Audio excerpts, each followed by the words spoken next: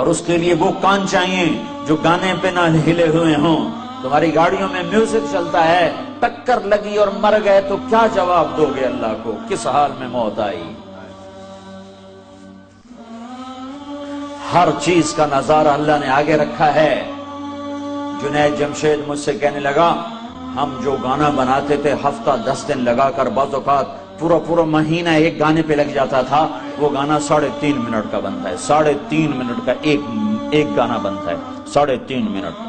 چونکہ اس سے لمبا بنے تو پھر لوگ بور ہو جاتے ہیں، سنتے اتنا لمبا سنتے نہیں، تو 3.5 منٹ کا میکسیمم گانا بنایا جاتا ہے، اور اس پر کبھی ہفتہ، کبھی 10 دن، کبھی 15 دن، کبھی مہینہ۔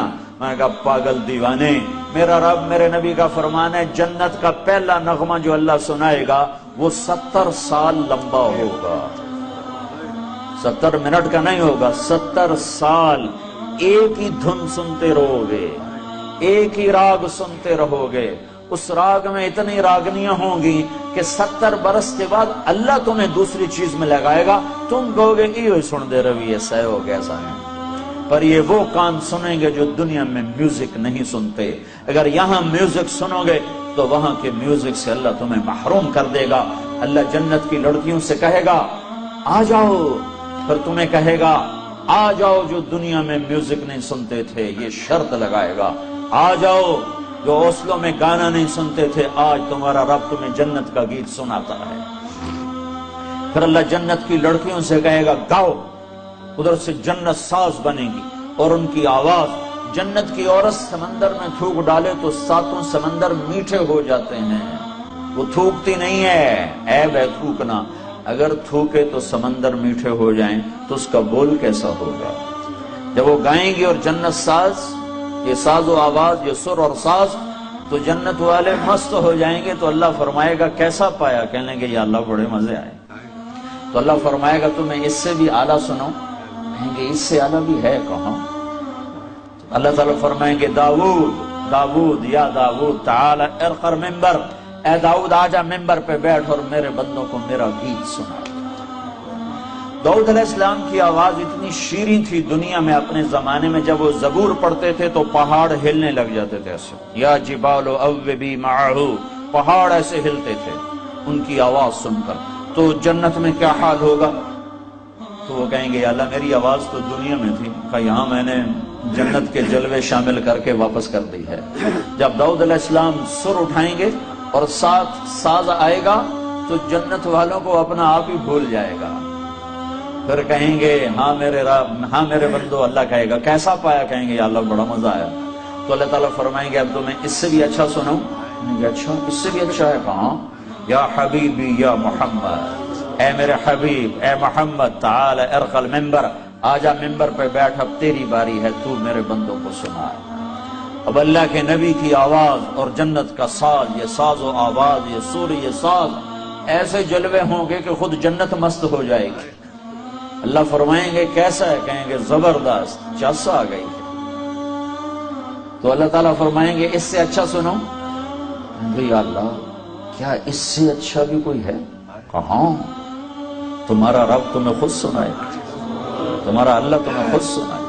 لم يبق الا ارحم الراحمین، لم يبق الا ارحم الراحمین۔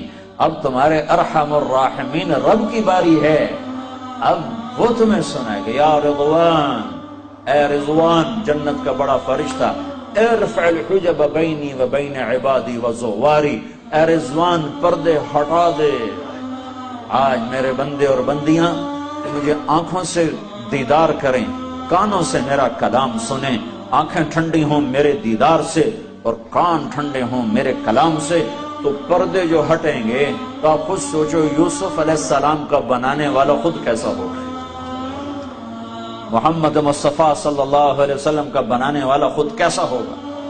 پردے ہٹیں گے اور اللہ سامنے، وہ اتنا ہی کافی ہو جائے گا، اللہ نہ بولے تو ہی مست ہو جائیں گے۔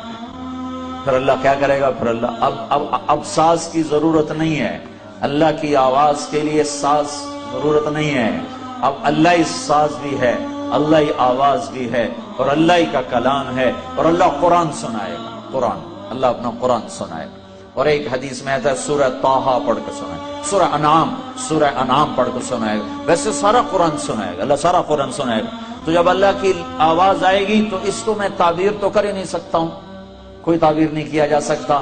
ہاں ایک حدیث سے اس پر قیاس کروا سکتا ہوں کہ ایوب علیہ السلام 18 برس بیمار رہے، 18 برس، بہت تکلیف دیکھی، دردیں تھیں جسم میں، دردیں تھیں، کیڑے ویڑے کوئی نہیں تھے، دردیں تھیں بہت زیادہ، اور 18 برس کی تکلیف تھی، بڑی جان توڑ۔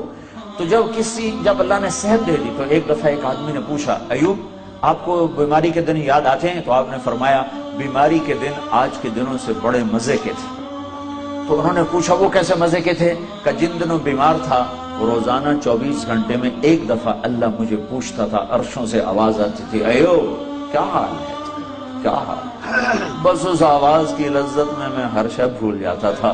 جب سے صحت ملی ہے وہ آواز چلی گئی ہے۔ تو جب اللہ پردے بھی ہٹا دے اور جنت میں بھی بٹھا دے اور جلوے بھی دکھا دے اور کلام بھی سنائے تو اس میں پھر کیا بتاؤں کہ کیا حال ہوگا۔ لیکن یہ ان کے لیے ہوگا جو یہاں اپنے کانوں پر میوزک کو حرام کر لیتے ہیں۔ یہ چند دن کے کانوں پہ پردے ڈال لو، پھر تمہیں اللہ اپنا کلام سنانے والا ہے، اپنے نغمے سنانے والا ہے، جنت کے نغمے سنانے والا ہے۔